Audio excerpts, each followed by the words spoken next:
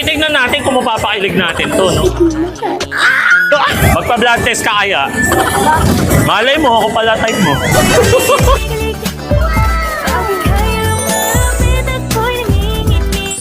Pwede kaya yun, maging type ako nito ni Ma'am, no?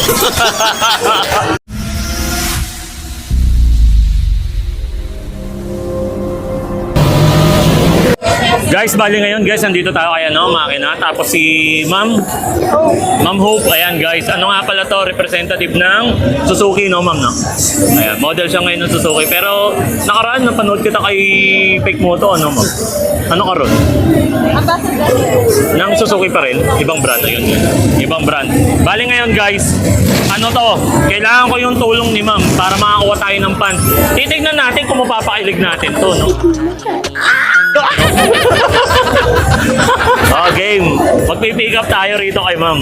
Magpa-blood test ka kaya? Malay mo, ako pala type mo.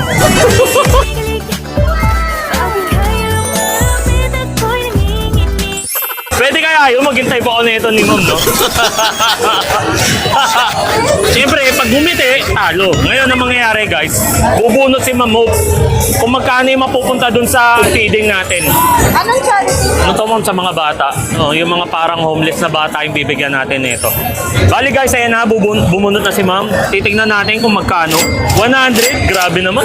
Dapat mga 500 yung binunot ni Ma'am. 100 lang yung nabunot ni Ma'am. Pabunutin pa kaya natin si Ma'am? Isa pa, sige, isa pa.